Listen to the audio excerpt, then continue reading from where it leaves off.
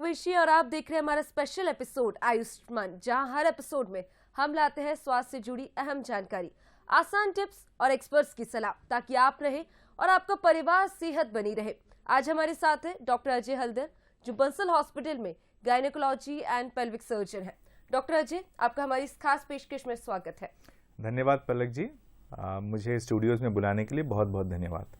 और आज हम जानेंगे हाई रिस्क प्रेगनेंसी और प्रेगनेंसी में सोनोग्राफी की जरूरत के बारे में, जिसके बारे में हमें बताएंगे डॉक्टर अजय। तो चलिए आज के प्रोग्राम की शुरुआत करते हैं। और सबसे पहले डॉक्टर हल्दर, मैं आपसे पूछूंगी कि हाई रिस्क प्रेगनेंसी क्या होती है। देखिए पलक जी, प्रेगनेंसी जैसे जैसे हम आधुनिक युग में बढ़ रहे हैं, दोनों पार्टनर्स, फैमिली मेंबर्स सब अपने अपने काम में व्यस्त हैं, तो प्रेगनेंसी की तरफ जो आदमी का आउटलुक है वो फैमिली का चेंज हो रहा है। हर प्रेगनेंसी आजकल बहुत ज़्यादा लोग इम्पोर्टेंस उसको देते हैं, और आपने ये देखा होगा कि अब फैमिलीज़ में बच्चे अब कम होते जा रहे हैं। हम 1 या 2 बच्चे तक ही फैमिली सीमित है। तो जब भी प्रेगनेंसी होती है, पेरेंट्स का ये आउटलुक रहता है कि प्रेगनेंसी में कोई भी कॉम्प्लिकेशंस ना आए। पर प्रेगनेंसी जैसे जैसे प्रेशियस होती जाती है, जैसे आगे बढ़ती है, बहुत सारे कॉम्प्लिकेशंस इसमें आते हैं।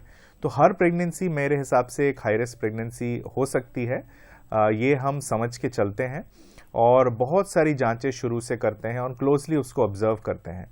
जहां भी हमें कोई नॉर्मल से डिविएशन मिलता है, हम उसको ट्रीट करके दोबारा से उसके नॉर्मलसी की तरफ लाने की कोशिश करते हैं।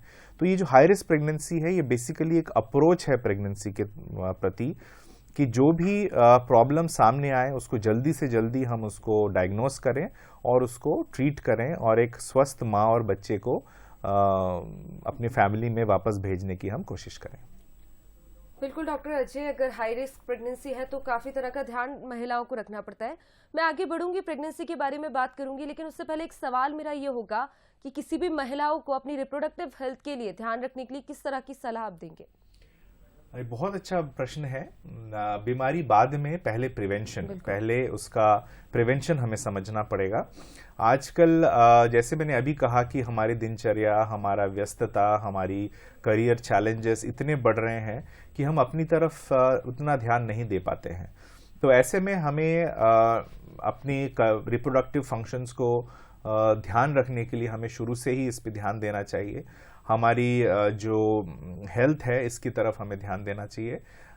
एक कपल जो एक अपनी रिप्रोडक्टिव जो उसकी आकांक्षाएं हैं उसको पूरा करने के लिए उसको पहले से ही हेल्दी हो, ये बेहतर रहता है, इसके बजाय कि प्रेगनेंसी होने के बाद हम बीमारियों की तरफ बढ़ जाएं।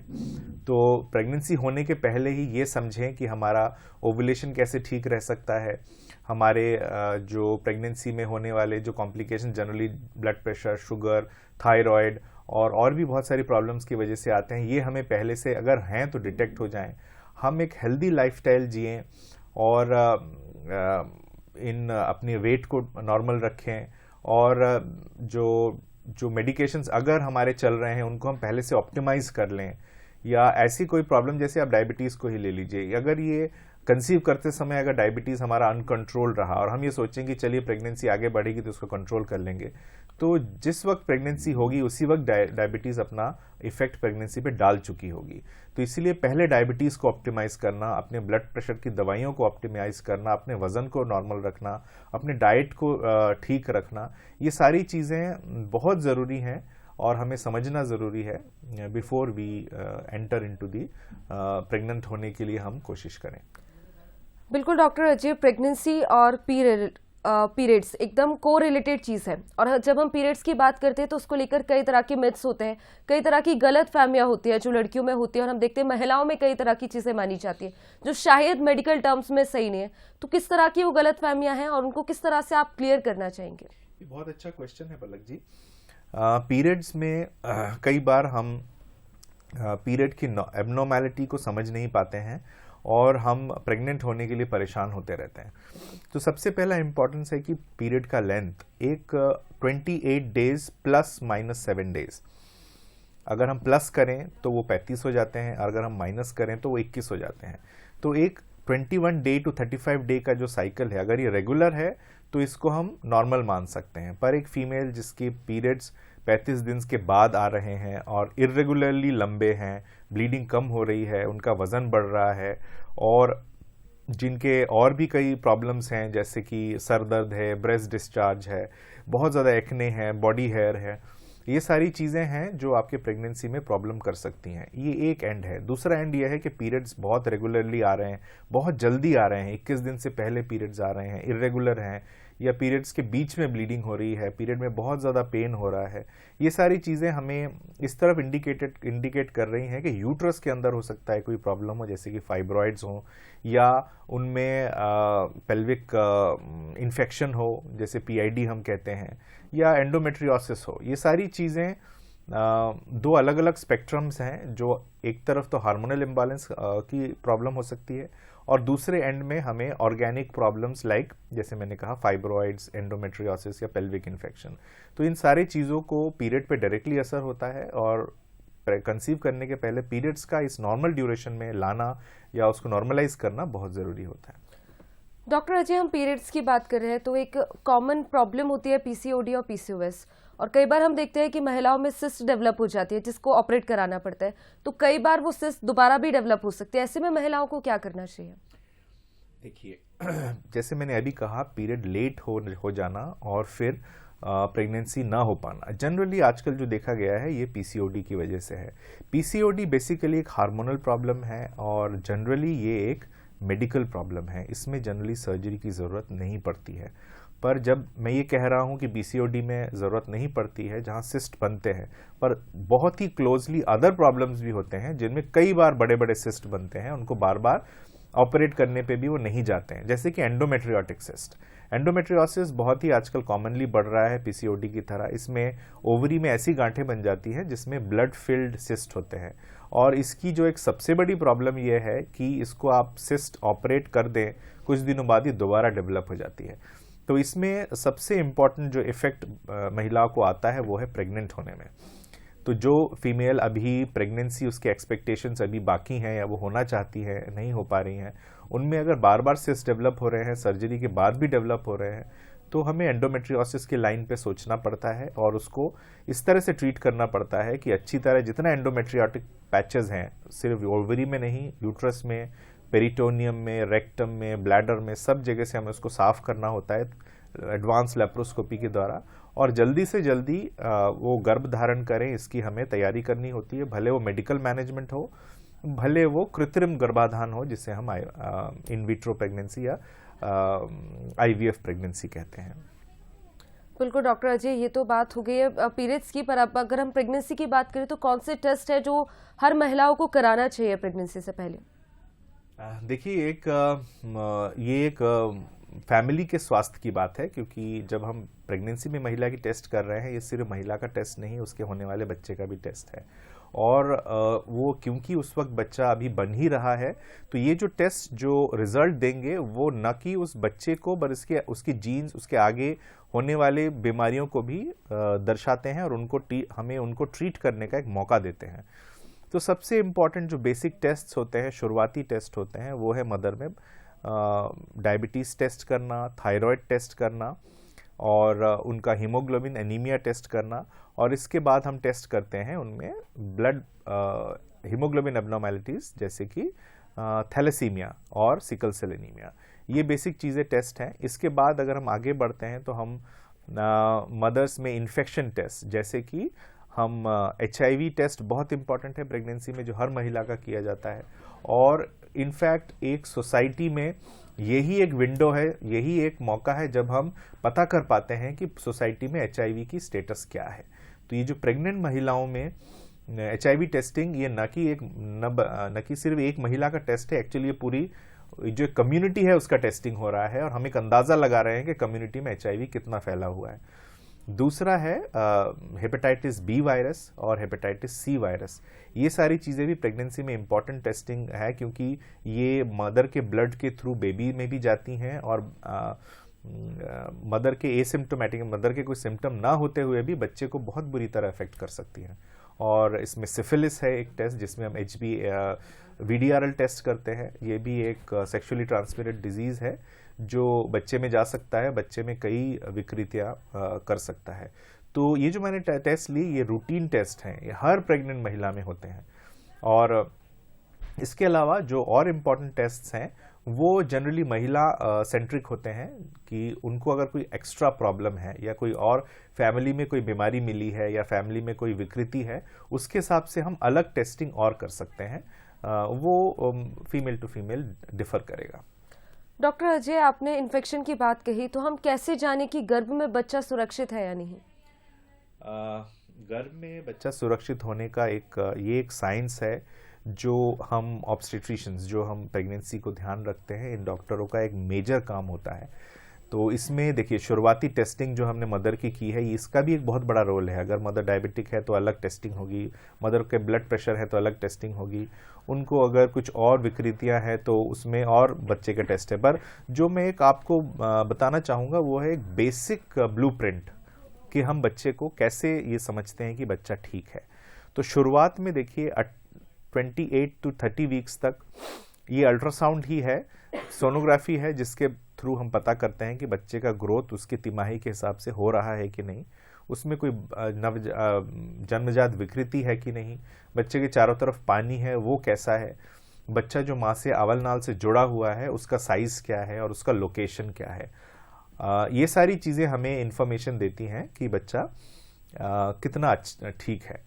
जैसे ही 32-34 वीक्स के आगे निकल जाता है बच्चा, तो बच्चे की जो हेल्थ है या बच्चे की जो वेल बीइंग है उसको टेस्ट करना और इम्पॉर्टेंट हो जाता है, क्योंकि हमने देखा है कि जो ज़्यादा मिसहैप्स होते हैं, जो ज़्यादा प्रॉब्लम्स होती हैं, इसके बाद ही होती हैं।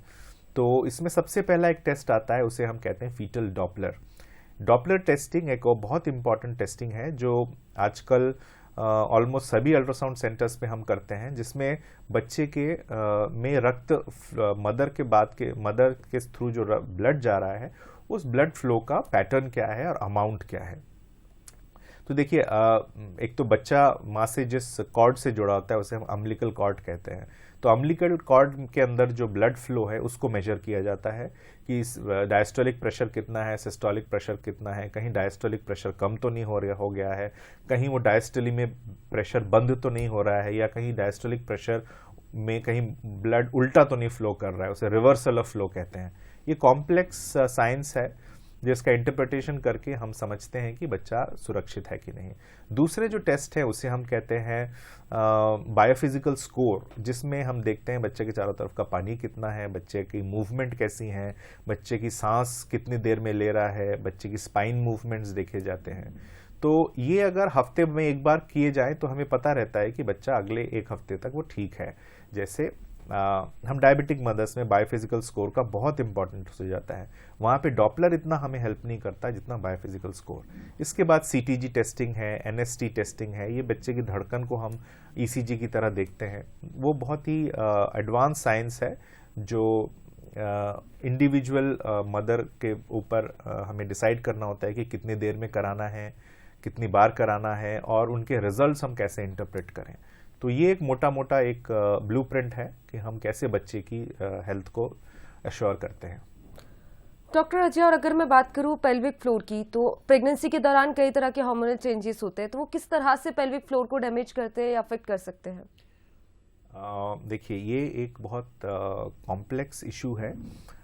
नेचर ने हमें जो फीमेल बॉडी को बनाया है उसमें पेल्विस एक इम्पॉर्टेंट रोल प्ले करता है, क्योंकि यही वो जगह है जो जब कोई इंसान खड़ा होता है तो आपको पता है जो इंसान की डेवलपमेंट में सबसे इम्पॉर्टेंट जो चेंजेस आए हैं फ्रॉम मंकी से जो इंसान बना है, तो सबसे इम्पॉर्टेंट चीज़ है कि हम अब खड़े होकर चलते हैं, बंदर चार पैर पे चलते हैं। तो ये जो खड़े होने की कीमत हमने जो अदा की है वो दिया है हमने पेल्विक फ्लोर डिसफंक्शन के तौर पे। जब महिला खड़ी होती है वो ग्रेविटी के अगेंस्ट खड़ी हो रही है, उसको अपने बॉडी के अंदर सारे ऑर्गन्स को थाम के रखना है, वो पेल्विस के अंदर थाम के रखना है, कहीं वो ग्रेविटी से नीचे ना हो जाए। इसलिए हमारी पेल्विस धीरे धीरे छोटी होती गई, और उसमें से पर हमें एट द सेम टाइम हमें एक बच्चा भी उसी पेल्विस में से पैदा होना है, तो इतनी जगह तो होनी चाहिए कि वो बच्चा बाहर आए। तो ये एक लड़ाई है ग्रेविटी और पेल्विक फ्लोर के एरिया के बीच में। तो इसमें देखिए नेचुरली जब बर्थ होता है तो बॉडी में ऐसे हार्मोनल चेंज होते हैं कि पेल्विक मसल्स लूज होते हैं, हड्डियां लूज होती हैं, और फिर बच्चा जब डिलीवर होता है उसके बाद फिर हार्मोन जब हट जाता है तो उस चीज में दोबारा से सिकुड़न आती है और वो दोबारा से छोटे हो जाते हैं। इसमें खान पान का, एक्सरसाइज का और सही तरीके से डिलीवरी कराने का बहुत इंपॉर्टेंस है। अगर गलत डिलीवरी कराई गई या फिर बहुत देर तक लेबर चला या ऐसे अनट्रेन्ड लोगों से लेबर कराया जहां पे हमने गलत तरीके से दवाइयों का इस्तेमाल किया या बच्चा अपनी पोजीशन पे नहीं था फिर भी हमने बहुत देर तक डिलीवरी कराने की कोशिश की, ये पेल्विक फ्लोर को डैमेज करती हैं। दूसरी चीज़ें डैमेज करती है मैटरनल न्यूट्रिशन। आपने प्रेगनेंसी में ठीक से खाना नहीं खाया, आप उसी तरह से मेहनत करते रहे, काम करते रहे, आपका हीमोग्लोबिन ठीक नहीं रहा, प्रोटीन, अमाइनो एसिड्स आपको नहीं मिले, तब भी मसल वीक हो जाते हैं।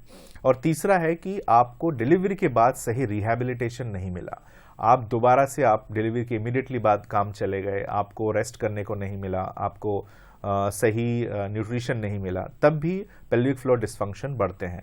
पर एट द सेम टाइम अगर हम नॉर्मल डिलीवरी के बाद सही रेस्ट लें, पहले और बाद में इस चीज़ का केयर करें, तो बहुत हद तक ये प्रॉब्लम कंट्रोल में रहती है और हमेशा इसके दुष्परिणाम नहीं दिखते हैं।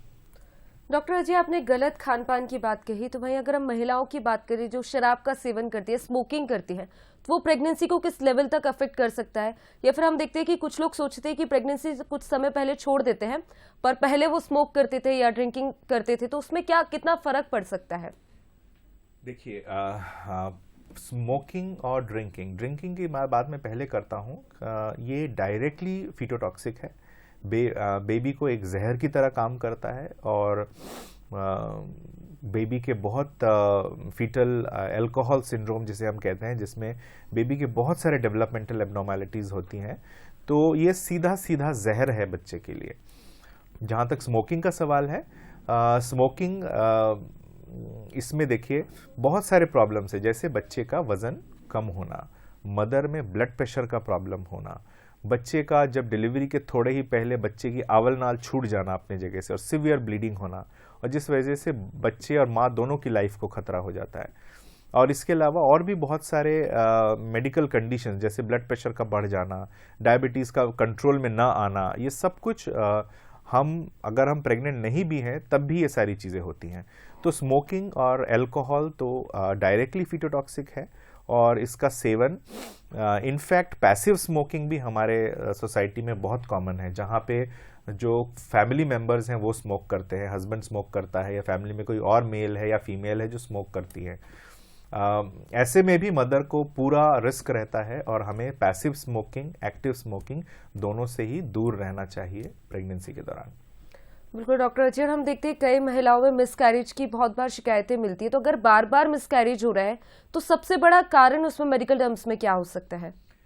देखिए, फर्स्ट ट्राइमेस्टर में अगर मिसकैरेज हो रहे हैं, पहले तिमाही में मिसकैरेज हो रहे हैं और बार बार हो रहे हैं, तो इसमें कुछ गुणसूत्रों में प्रॉब्लम, जैसे रॉबर्टसोनियन ट्रांसलोकेशन हम कहते हैं, ऑल्दो ये रेयर है, पर जिनमें बार बार अबॉर्शंस होते हैं उन ग्रुप ऑफ पीपल में काफ़ी कॉमन है, जिसमें कुछ ऐसा पेरेंट्स में गुणसूत्रों के ऐसे प्रॉब्लम रहते हैं जो जब खुद तो नॉर्मल होते हैं, पर जब वो अपना जेनेटिक मटेरियल बच्चे को ट्रांसफ़र करते हैं तो ऐसे में एबनॉर्मल अमाउंट चला जाता है और बच्चा सस्टेन नहीं कर पाता। तो इसे हम रॉबर्टसोनियन ट्रांसलोकेशंस कहते हैं, जो इनकम्पैटिबल रहता है लाइफ के लिए। इसके अलावा कुछ ऑटोइम्यून डिसऑर्डर्स जैसे एंटीफॉस्फोलिपिड एंटीबॉडी सिंड्रोम्स, जिसमें मदर के अंदर खुद के अगेंस्ट कुछ एंटीबॉडीज बनती हैं और मदर को और बच्चे दोनों के अगेंस्ट वो काम करती है। इनको भी हम एंटीनेटली डिटेक्ट करते हैं।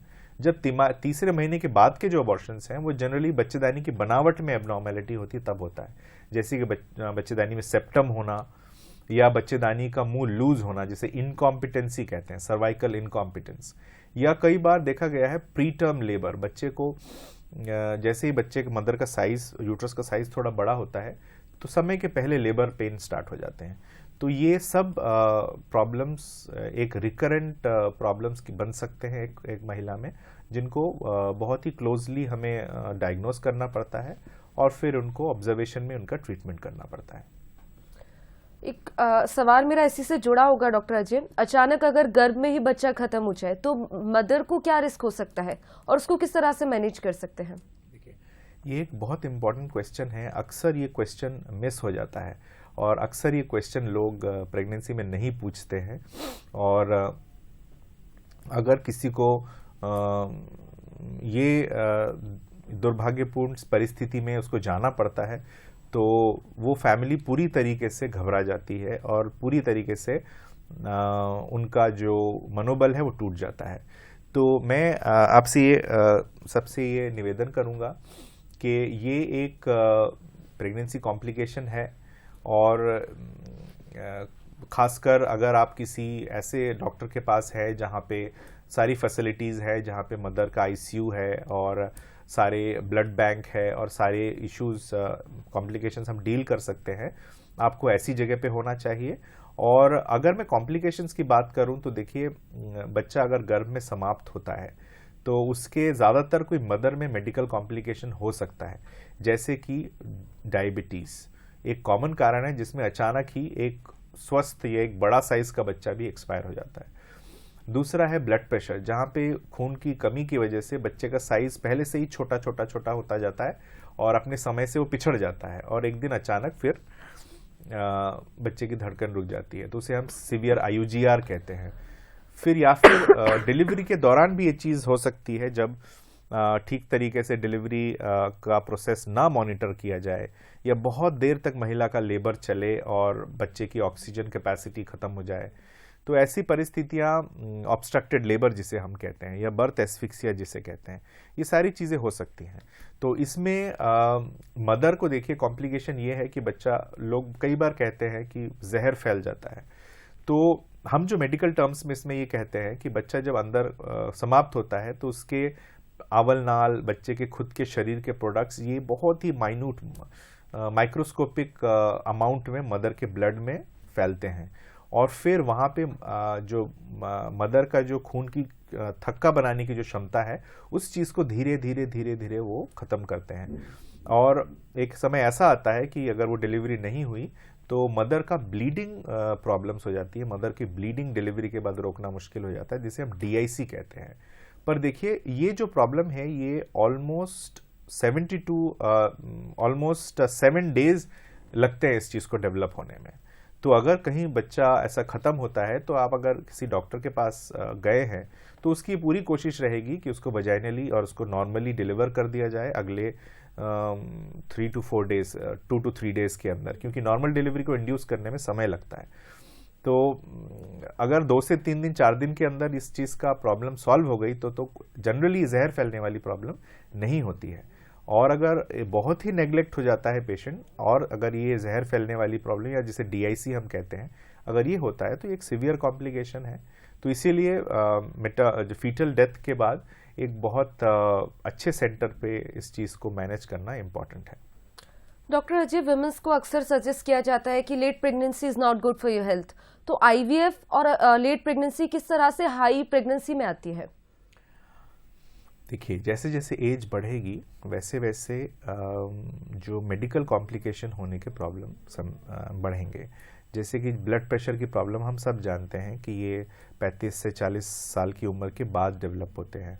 ओबेसिटी, डायबिटीज़ और आजकल जो और भी मेटाबॉलिक डिसऑर्डर्स जैसे heart disease, coronary artery disease, asthma, ये सारी चीज़ें, COPD, ये सारी चीज़ें और जो हैबिट्स हैं जैसे स्मोकिंग, ये सारी चीज़ें कुल मिला के बढ़ती जाती हैं जैसे जैसे एज बढ़ती है। तो ऐसे में जब प्रेगनेंसी होगी तो कॉम्प्लिकेशंस बढ़ेंगे। पर हमें ये भी समझना होगा कि आजकल जैसे जैसे फैमिली गोल्स या करियर गोल्स हमारे सामने आ रहे हैं तो प्रेगनेंसी ऑब्वियसली लेट होता जा रहा है। तो सारे फैमिलीज़ को, जैसे आपने शुरू में प्रश्न किया कि अपने रिप्रोडक्टिव हेल्थ को ध्यान में रखते हुए अपने दिनचर्या को ठीक रखें, आप हैबिट फॉर्मिंग ड्रग्स या आप स्मोकिंग, अल्कोहल से दूर रहें और जब भी प्रेगनेंसी हो लेट लाइफ में तो डॉक्टर के क्लोज ऑब्जर्वेशन में रहें और जिससे कि आपके कॉम्प्लिकेशंस को मिनिमाइज किया जा सके। और जहाँ तक आईवीएफ की बात है, आईवीएफ जनरली उन कपल्स में किया जाता है जो बहुत समय से ट्राई कर रहे हैं प्रेगनेंसी और नहीं हो पा रही है। कुछ ही लोग ऐसे होते हैं जिनको शुरुआत में ही आईवीएफ की ज़रूरत पड़ जाती है, तो उनमें सिमिलर कॉम्प्लिकेशंस होते हैं, उनमें भी मेडिकल कॉम्प्लिकेशन ज़्यादा होने के चांसेस हैं और उनको वैसे ही उनको सही समय पे कॉम्प्लिकेशंस को डिटेक्ट करके उनको ट्रीट करना पड़ता है। डॉक्टर अजय, एक सबसे ज़रूरी सवाल मेरा ये होगा कि प्रेगनेंसी में सोनोग्राफी का कितना महत्व है और इसको कब करना चाहिए? देखिए, सोनोग्राफी दिन ब दिन एक इम्पॉर्टेंट प्रेगनेंसी में एक इम्पॉर्टेंट निदान का बनता जा रहा है। जब सोनोग्राफी कम होती थी तब बहुत सारे बच्चों में विकार प्रॉब्लम्स हमें बाद में डिलीवरी के बाद हमें पता लगते थे, पर अब छोटे से छोटा माइन्यूट से माइन्यूट प्रॉब्लम हमें शुरू में ही पता लग जाता है और all the credit goes to ultrasound and its developments. आजकल 2D 3D then colour Doppler's, कितने ही प्रकार के अल्ट्रासाउंड आ गए हैं, पर जो बेसिक ब्लूप्रिंट है अल्ट्रासाउंड करने का वो सबसे पहला होता है कि जब महिला प्रेग्नेंट होती है तो सबसे पहले हम ये पता करते हैं कि उसकी प्रेगनेंसी है या नहीं है, एक है कि दो है या मल्टीपल प्रेगनेंसीज है, या प्रेगनेंसी का लोकेशन कैसा है। तो उसके लिए अराउंड 90 हफ्ते में पहली सोनोग्राफी हम अनकॉम्प्लिकेटेड प्रेगनेंसीज में करते हैं। उसके बाद 12 से लेके 13वें हफ्ते में 14वें हफ्ते में हम NT-NB स्कैन, जहाँ पे बच्चों को कि उसकी शुरुआती बनावट में कोई दिक्कत तो नहीं है उसको पता करने का स्कैन होता है, जो बहुत इंपॉर्टेंट है। इसके साथ हम डुअल मार्कर्स भी करते हैं और जो सबसे इम्पॉर्टेंट स्कैन है वो अराउंड 19 to 20 वीक्स में होता है, 22 वीक्स में, जिसमें हम डिटेल्ड बच्चे की जो बनावट है उसके बारे में हम समझते हैं, जिसे हम टारगेट स्कैन कहते हैं। ये एक इम्पॉर्टेंट स्कैन इसलिए है क्योंकि बहुत सारे जन्मजात विकार इसमें पता हो जाते हैं और अगर वो ट्रीटेबल है तो ट्रीट हो जाते हैं, अदरवाइज कई बार ये समय रहता है जहाँ पे मेडिकली प्रेगनेंसी को टर्मिनेट भी लोग करना पड़ता है मजबूरन बिकॉज ऑफ ये बनावट। इसके बाद के जो सारे स्कैन्स होते हैं वो बच्चे की ग्रोथ को पता करने के लिए और बच्चे की आवल नाल की पोजीशन को पता करने के लिए और बच्चे की वेल बीइंग को पता करने के लिए, वो फिक्स्ड नहीं है, वो केस टू केस वेरी करते हैं और डॉक्टर जैसे जैसे एग्जामिन करता है पेशेंट को, उसको ऑब्जर्व करता है, उसको जब महसूस होता है कि अब ज़रूरी है करना, तब अल्ट्रासाउंड किया जाता है। बिल्कुल डॉक्टर अजय, धन्यवाद आपका हमारे साथ जुड़ने के लिए और ये अहम जानकारी हमारे दर्शकों के साथ साझा करने के लिए। थैंक यू पलक जी। दर्शकों, उम्मीद है आज का एपिसोड आपकी सेहत के लिए फायदेमंद साबित हुआ होगा। याद रखिए, सही जानकारी, सही फैसला और सही समय, यही है आयुष्मान का मकसद। हम फिर मिलेंगे अगले एपिसोड में नई जानकारी और नई उम्मीद के साथ। तब तक अपना ख्याल रखिए, स्वस्थ रहिए और देखते रहिए बंसल न्यूज।